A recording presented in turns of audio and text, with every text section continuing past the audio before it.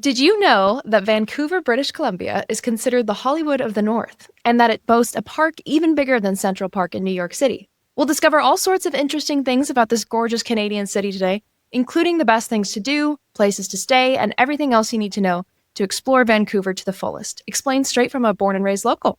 So don't go away. Here's a 30-second teaser of the episode. The suspension bridge takes you over Capilano Canyon, so it's quite the drop, and you see the rushing water below. Gastown is actually our most historic neighborhood, and it's really wonderful. It's where our city began. If you're a seafood lover, you must try the seafood here. We do really great fish, halibut, cod, salmon, lobster, oysters, all of that. Vancouver has a huge film industry, and when you see the film or TV show, it's set in the United States. It's actually filmed here. Hi, everyone. Welcome to the Travel Lemming podcast, where we cover the best destinations around the world with local experts. I'm your host, Betty Hurd. I'm a full-time flight attendant as well as a senior travel writer and podcaster here at Travel Lemming. So before I introduce our guests, go ahead and hit pause, like and subscribe to our channel, and leave us a 5-star rating. We truly appreciate you taking the time to do that. Okay, so joining me is our Vancouver expert, who you may have seen discussing her time along the Camino de Santiago at the end of last year. So a very warm welcome back to Kat Driver. Hi, Betty. Thanks for having me. I'm so excited to talk about my hometown. Of course, yeah, it's so good to see you again. And listeners, Kat has written over a dozen guides on Vancouver and surrounding British Columbia, so make sure to check those out after the show on travellemming.com. So Kat, go ahead and tell us what makes you our Vancouver expert today. Well, Betty, as you mentioned earlier, I was born and raised in Vancouver. And aside from a couple of years living in Spain, I have lived here my entire life. For 4 years, I was also a historical walking tour guide with the Vancouver Police Museum. And now I am so happy and excited to write about my city as a freelance travel writer for Travel Lemming. Yes, wonderful. And what an awesome place to grow up. Every single time I visit Vancouver, I'm so blown away by the beauty of it. I mean, the water, the mountains, the people are always so friendly. It's so gorgeous, and I'm really excited to talk to you about it today. So thanks for being here. All right, so we can just jump right into it and start with a very loaded question, as usual. So what are the best things to do in Vancouver? Well, as you mentioned, Vancouver is really one of the most gorgeous cities in the world, and what we're most famous for is our outdoors. We are surrounded by the mountains and the sea, so anyone who loves the outdoors, that's the main thing you're going to want to do in Vancouver. There's tons of hiking. You can hike around Stanley Park and around UBC, around the university here, as well as across the water on the North Shore up in the mountains. There's also tons of skiing and snowboarding during the winter. So Vancouver is such a great year-round destination for outdoor activities. So I would say that's really our claim to fame. But as well, we have a great food scene. We're quite famous in Canada for our food scene. Breweries are really popular here. So it's always fun to go eating and drinking. That's always a top activity in Vancouver. And as well, we're a new city, but we also have a lot of really interesting history here as well. So we have a few really great museums for those who enjoy more cultural holidays. Yeah, I love that Vancouver is such an outdoorsy place. And how could it not be with those great big mountains right there and beaches so close to home? And you mentioned Stanley Park. That's the one that I was referring to in my intro that's bigger than Central Park, right? That's correct. Yes, Stanley Park. It's really the jewel of the city. It's absolutely beautiful. Oh, very cool. I'm excited to maybe talk a little bit more about that in a little bit. So if your best friend was coming to visit you in Vancouver, which attractions would you take them to? Well, my favorite attraction in Vancouver is Granville Island. It's actually not an island. It's a little peninsula, and it was a former industrial site that has now been revamped to have a huge public market, which is amazing. And it's really an artistic and creative hub of the city. So it's a really fun place to go and explore. You get great food there. You can see the artists at work in their studios. So it's a really fun little funky part of the city. Stanley Park would be my other place I would send them to explore the beaches. And I personally, one of my favorite things to do is walk around the seawall. It takes about 2.5 hours. It's quite big, but you get really the best views of Vancouver from that seawall. So I would say that's a don't miss activity in Vancouver. Even on a gloomy day, it's really beautiful. And then I would say these are 2 more sites, but they're across the water in North Vancouver, but they're Grouse Mountain and the Capilano Suspension Bridge. And that's going to both of those sites are going to take you right into the mountains, and you're going to see the nature that Vancouver is famous for. So I would say those shouldn't be missed either. Yeah. So to get to those more naturey areas that you're referring to, does it take a long time by car, boat, or whatever mode of transportation, which we'll talk more in depth about later? But I just wanted to kind of paint a bigger picture of like how hard it is to get from place to place in Vancouver, if it's really spread out or if it's pretty compact. It's a very, very compact city. So for example, to get to Grouse Mountain and Capilano Suspension Bridge, like those two sites are quite close together, and it's really easy to get to them by bus and Seabus. So Seabus is our little public transit that takes you across the water. So a really picturesque boat ride. So that's also something I would recommend doing. But they're really easy to get to. Vancouver's traffic is really bad. So honestly, for visitors, I would recommend just sticking to public transit or using your feet to get around. What is special about the suspension bridge? The suspension bridge takes you over Capilano Canyon. So it's quite a drop, and you see the rushing water below. So I don't always like heights. So I get a bit scared, but I think the whole site itself is really beautiful. There's a lot of things to learn about the history of the area and the nature in the area as well. So it's not just the bridge. Like there's a whole bunch of activities you can do there. Like they have what they call the Treetops Adventure, where they have a bunch of different canopies and little small suspension bridge that take you through the trees of the mountains. So wow. it's quite a beautiful site. So the suspension bridge is a real draw, but it's a great place to spend half a day. And then regarding Stanley Park again, so you said you can walk the shoreline. That's at Stanley Park? Yeah, so there is a very long seawall that goes right around the park. And it's actually really great because it's a great place to walk or cycle. And the cycling area is separated. But there's different lanes. So it's quite a safe place to walk, and it's traffic free. Car free, I should say. So that's a really great place to go and walk, because you really do get to see all different sides of the city because of how big the park is. And you can get all your great pictures from there. So I mentioned at the very, very beginning that Vancouver is considered the Hollywood of the North. And I think a lot of people would have no idea what I mean by that. So can you tell us why that is a nickname for Vancouver? Vancouver has a huge film industry here. And although when you see the film or TV show, it's set in the United States, it's actually filmed here. So we've had tons of really famous shows and movies. Deadpool was a big one. Twilight was filmed here. Once Upon a Time, that series was filmed in Steveston in Richmond. And Virgin River is also filmed here. My friend works on Virgin River. So that's pretty cool. And it's just really exciting. Like, even though I've kind of grown up with seeing film sets all over the street, I always get really excited when I see them. And the other night I was walking home from work and just down kind of one of the side streets, and I got stopped because they were filming a scene. And that was really exciting to kind of just stand back and watch that happen. It's something that to expect that when you come to Vancouver, expect that you might run into a film set.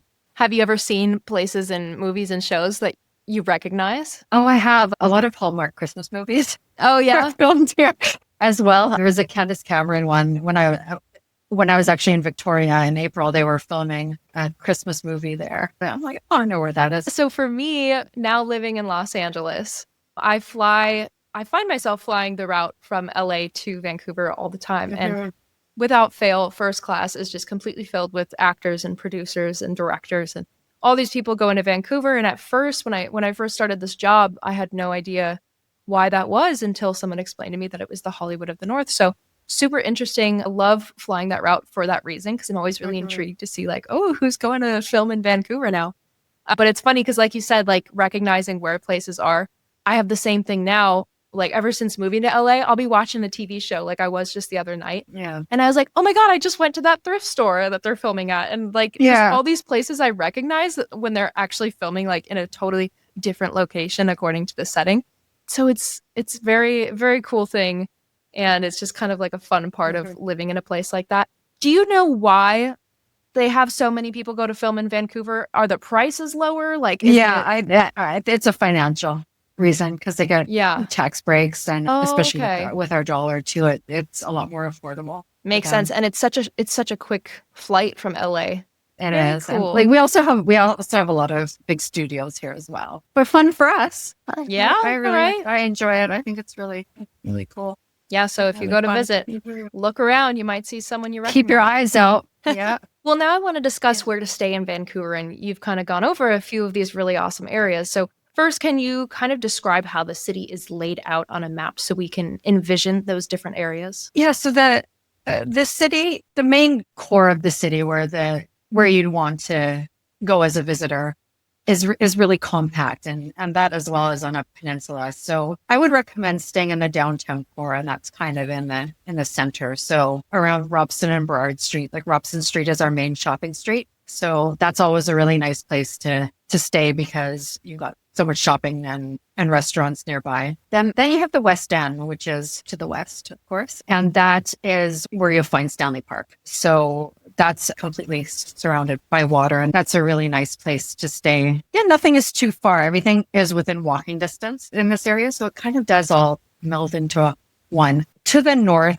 is the cruise ship terminal and the mountain. You can see the mountains from the waterfront area and the cruise ship terminal. And then the south is Yaletown area. And that's a really trendy former warehousing district. So there's a lot of really, really hip bars and restaurants in that area. So that's also a really fun place to stay. And then to the east, we have Chinatown and Gastown. And then some of the really cool neighborhoods in Vancouver are towards the east as well. Very cool. So that's kind of the layout of where you'd want to go as a visitor to see all the major sites. Right. Yeah, thank you for painting that picture for us. And you said the Yeah. mountains are to the north. Do you know the name of those mountains? The Coast Mountains. The Coast Mountains? Okay. So when you look from the waterfront to the mountains, you'll see Grouse Mountain, Seymour Mountain, and Cypress Mountain. Okay. So those are the three ski areas. Oh, very cool. Okay. Yeah. So Yeah. skiing and snowboarding in the wintertime. Yeah, every time I've been to Vancouver many times, but on short layovers, unfortunately. Mhm. So I always stay pretty close to the airport. So when I fly in, Right. those great big beautiful mountains with the snow caps, it seems like all year round, are those the Coast Mountains? Yeah, Okay. those are the Coast Mountains. Good to know. You're seeing. So when you fly in the ski areas, like those are the mountains that you're seeing coming in Okay. Very into cool. the airport. The airport is in a suburb called Richmond. It's south of Vancouver. Okay, yes, Richmond is where I stay. And I really like that area too. But a place that a lot of flight attendants talk about going to when they have their longer layovers is the Botanical Gardens. And I forgot to bring that up when I was asking you about things to do. So is that something that you would recommend visitors check out? Because I've heard they have like some of the best botanical gardens really anywhere. Yes. Yeah, Vancouver actually has a few different gardens that you can visit. And I really recommend them, especially in the springtime, and one in particular at Christmas. So we have Queen Elizabeth Park, which it's in quite a residential area of Vancouver before you get into downtown. And that is a really beautiful place to go. And there is a conservatory there with a like a tropical garden. So that's really cool to visit if you're into tropical plants and birds. And then Van Dusen Gardens as well is really a beautiful spot all year round. It's my favorite at Christmas because they decorate it with over 1 million lights at Christmas. So that's a really great activity to do around the holidays. So yeah, so Vancouver's gardens are really, really beautiful. So between those two, Queen Elizabeth and Van Dusen, which would you recommend if someone had to choose between them? I think Van Dusen at Christmas for sure, but Queen Elizabeth Park for the rest of the year. That's our second most park after Stanley Park, I would say, Yeah. in Vancouver. Yeah, I feel like botanical gardens are such a great option for everyone, like families with little kids, couples, people who are by themselves. you know. Yeah. So I always like bringing up that kind of thing to do. Oh yeah, they're wonderful. So you discussed how the city's laid out. Where would you recommend someone stay for the very first time in Vancouver? I would recommend a first-time visitor to Vancouver just stay right in the downtown core because it's super central. And as I mentioned before, around the Robson and Burrard area is a really great place to stay because it's kind of the hub of all the activity. That area is going to have the most hotels to choose from as well. So it's a really, really great spot for being central, busy, lots of food, lots of entertainment options. Some really great hotels in the area would be the Fairmont Hotel Vancouver. That's one of our most historic hotels. The Fairmont Pacific Rim is one of our top rated hotels. And the Hotel Georgia is really a refurbished historical hotel too. And that's a really lovely spot. If you're going to be taking a cruise, because we have a lot of cruise ship visitors, it's a really great idea to stay in Cole Harbor or the waterfront area. And again, there's tons of hotels around there as well. Very cool. And you mentioned the Fairmont, and I can attest to that because we used to be put up at the Fairmont that is at the airport, which I know is different. It's different from the downtown location, of course. Nicest hotel we had ever. Like all the flight attendants would talk about how that was the greatest layover to have because they love the Fairmont so much. And then they changed it and now we don't get to go there. And I'm so bummed because it's, first of all, I love the Vancouver airport too. It has so much personality. It's so cute. Like when you walk through it, there's like these little animatronic animals and birds, and you walk through like this little tunnel when you first go through that has like a little river running through it. You feel like you're walking in the forest, which obviously you know because you've been a million times, but I'm trying like to describe for people who haven't been there. It's like such a welcoming airport, and it's such a unique experience compared to most airports that are very sterile and not necessarily welcoming. I love our airport because there's so much First Nations art all over it. There's lots of like little waterfalls and streams and pools. And it's this beautiful dark green color. And it's also really small and really manageable, which is one of my favorite things about it. It's like the perfect combination. It really is one of the most beautiful airports. And it quite often wins awards for being the most beautiful airport. Oh, really? That makes sense. Yeah. It's like one of the few airports that I feel like I would actually enjoy hanging out. And it's easy to get, like super easy to get downtown from the airport. Like you just hop on the Canada Line SkyTrain and you'll be downtown in 25 minutes. Oh, very nice. It's really, really simple to get down, especially if you're staying like right in the center of downtown. Yeah. It's very easy. You won't have too far to go. Well, I know Vancouver, many people consider fairly pricey, even for a West Coast American like myself. So do you have any suggestions for travelers who are on a budget? It is a really pricey city. Like it's, even for us who live here, it's a tough place financially because everything is so expensive. Hey, you're talking to someone living in Los Angeles, so I feel you. But for Americans, it's kind of nice because our dollar is not the best right now. Well, it's good for pretty much any traveler, really, because the exchange rate will really work in their favor.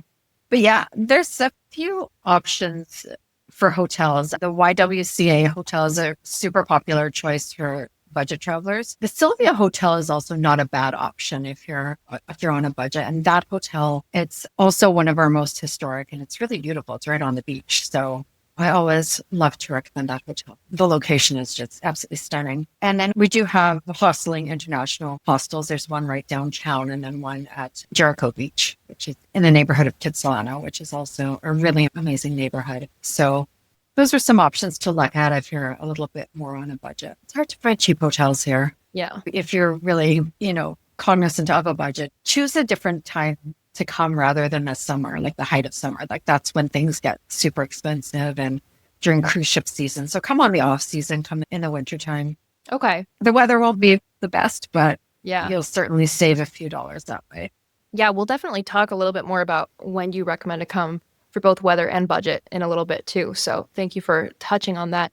And you've mentioned some great hotels, but is Airbnb and like VRBO, those homestay kind of things, is that a pretty big thing in Vancouver? Yeah, we have them here as well. I also don't find them super affordable anymore. Like I think Airbnb used to be such a great option. Now I find them after all the fees that they implement, I feel like it ends up being more expensive than a hotel. Unless maybe you're booking for like a really large family and renting a whole house out, then it probably would end up being more affordable. But yeah, totally. I agree. Sometimes I'm like, man, I don't even bother.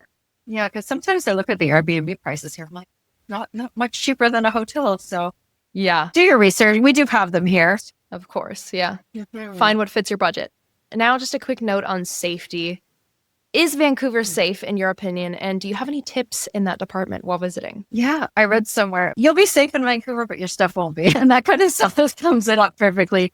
Vancouver is a very safe city. Like I walk around by myself all the time, always have done my whole life. But the reality is, and a lot of cities along the west coast of North America face this problem. We have a lot of drug addiction and homelessness, which unfortunately creates a bit of a problem with property crime. So tips that I would offer with that is just be cognizant of your personal belongings, like your handbags and wallets, especially when you're in crowded tourist areas. I think that's a pretty common safety tip for any city. And then if you do have a vehicle, like if you rent a car or anything, just don't leave anything in it that's visible inside. It's often not even wise to leave stuff in the trunk either. It is really, really rampant here, vehicle crime especially. So you will be fine, but you don't want to have to deal with a car being broken into or your stuff being stolen. I think also to, especially for women, if you're going to the bars and clubs, just keep an eye on your drink and stick to well-lit areas at night if you're walking. I think if you're downtown, that's not going to be an issue at all. It's really busy and well-lit at all times of day. I think the only other thing that people should be mindful of would just be to stay out of the area known as the downtown east side. And that is a little bit east of Gastown and Chinatown. Like you'll be fine in those areas, but there's a lot of street activity and drug addiction and homelessness in the downtown east side. So it's just, I walk around there a lot and I don't have a problem. But I think for visitors, it's just maybe best to avoid that whole area. Yeah, always good to note some areas that may not be worthy of your itinerary, especially for a shorter trip. So you mentioned Chinatown, which is pretty self-explanatory. But what is Gastown? Gastown is actually our most historic neighborhood, and it's really wonderful. It's where our city began. So it can be traced back to 1886. So walking on the cobbles, and you can still see all the old historic buildings. And I think the city has done a really great job of incorporating the modern with those historic buildings. So there's tons of great places to eat and lots of really wonderful shops in the area. And Gastown's claim to fame is its steam clock. So it's always kind of fun to watch that. It steams and whistles every 15 minutes. So oh my gosh, I love that. It's always fun for me. I love to just go down there and see all the tourists getting their cameras ready. Yeah, like I just recorded with Mira in Prague, who was talking about the clock there. The clock in old Prague, and everyone just piles around to see this clock. I guess that's a big thing, you know? Maybe one of those people in Prague. Me too. More than once. I also more than like, once. Where's the clock? Yeah. And now I know that there's one in Vancouver. So yeah, ours isn't quite so big and elaborate, but it's fun. No, it sounds very cool. All right, well, good to know about Gastown. And just moving right along into transportation, which I know we touched on this briefly. Yeah. What are the best ways to get around Vancouver as a visitor? I'd say my favorite way to get around is by foot. I love walking here, and it is a really walkable city. Next, I would say the best way is public transportation. For a local, sometimes the public transportation can not feel so good. Kind of like the buses take forever to come or don't show up. But for visitors, I think public transportation works out perfectly. It will take you everywhere you need to be. And we've also got great bike rental programs. So you can pick up a bike for the day and just tootle around the city. Like we have a lot of bike lanes. So it's a really cycling friendly city. With regards to renting a car, like parking is very expensive here and it's hard to, as the years go on, it's more and more hard to come by. So I think a car and the traffic's not great either. I think unless you're going to be day tripping, maybe to Whistler or somewhere a little bit further afield, there's no point in really renting a car. So, and like you even said to me before this episode that you don't have a car yourself there. So as someone who is used to the day-to-day public transportation, you say it's pretty solid? Depends on the day. Yeah. For visitors, I would say it's solid. Like if you go skiing, I know for Grouse Mountain and the Capilano Suspension Bridge, they do have free shuttles that go from downtown. So that's pretty easy to get to. I think all the mountains have shuttles from downtown as well if you're going skiing. So oh, that's nice. Because like a lot of young people don't have cars, and that parking is really horrible when you go up to the mountains too. So so that's worth checking out if skiing is on your agenda. All right. Well, good to know. All right. So now I want to talk about food, which is always my favorite part of every episode. What must foodies try in Vancouver? Well, Vancouver is a super diverse city. Like we've got people from every corner of the earth here. So that's really what makes our food scene so wonderful. If you're a seafood lover, you must try the seafood here. We do really great fish, halibut, cod, salmon, lobster, oysters, all of that. Prawns are really great there as well. So seafood is definitely one of our number one things to eat here. Sushi is really popular. I personally don't like it myself, but everyone in Vancouver goes crazy for sushi. So that's also something that's a really popular, a very Vancouver food to eat. We also have a large Indigenous community as well. So there's a really great restaurant called Salmon and Bannock, and they do First Nations food, which is also really amazing to try here as well. And that's very cool. It doesn't come from Vancouver. It comes from Quebec. But I always love a poutine, which is French fries, cheese curds, and gravy. It sounds gross, but don't knock it till No, you it's try so it. good. So It's so good. I love it. It's so Hard to filling. tuck in a bowl. But, Exactly. I know. It's I so always, filling, but yeah, I always feel terrible after I try poutine, but it's so good. you know, it's very Canadian. Yeah. So I think those are kind of the main Canadian things to try. But yeah, like I said, you can get we have amazing Indian food here, amazing Chinese food here, Vietnamese. So whatever you want, you can find it here. That's what I was just gonna say. I feel like the Asian population is really strong in like so many different Asian cultures. Like I've had some of the best Thai, Vietnamese, and Indian food there. So every time I have a layover, I always go get some kind of Asian food because I know it's going to be amazing in Vancouver. And then if you're staying in Richmond, Richmond has a huge Chinese population. So that really is the best place to go. Really easy to get to from downtown. You just, again, on the Canada Line SkyTrain. And that's the epicenter of Chinese food. So if you're a fan of Chinese food, go to Richmond. Yeah, great Chinese food and tons of boba shops with really great boba tea. Yeah. I love it over there. It's awesome. Yeah. And then maybe this is a very American thing of me to mention, but I want to talk about Tim Hortons because before I became a flight attendant, I'd never heard of Tim Hortons. And now it's like my favorite thing ever is loading up on their little donuts and their coffee. And in my opinion, like it's better to me than going to a Starbucks or something like that. So if you could tell people about Tim Hortons. It's a very Canadian place to go. It's just a coffee and donut shop, really, and they're most famous for their double coffees and their Timbits, which are the little donuts. So yeah, that's kind of a Canadian go-to for sure. I like them too because they're like a lot less expensive than Starbucks and some of the fancier coffee shops. Yeah, I always load up on the Timbits. I get like the biggest box possible, and then I bring it home and I give them out to everyone. They're so good, but like you said, way more affordable, which I feel like. Well, again, for visitors, it's probably going to seem a lot more affordable because of the conversion rates, like you're saying. Yeah, maybe for you, it's kind of like average, but compared to what I would spend on some kind of snack and a coffee at Starbucks, it'd be like $15 now, which is outrageous. I know. And it's like easily under 10 at Tim Hortons. So if you love coffee, for sure, you have to try Tim Hortons. Yeah. So is there any local etiquette tips that visitors should know before going to Vancouver? So I think for etiquette in Vancouver, we're a pretty casual place, but we do like our manners. Like we are people who thank the bus driver when we get off the bus. So and personal space. We also love personal space. So I think basic manners is really comes off well in Vancouver. Also, we have quite strict rules around smoking. We don't have a lot of smoking here anymore. We do have people smoke marijuana and vape and things like that, but cigarette smoking, you won't find a lot of it in Vancouver.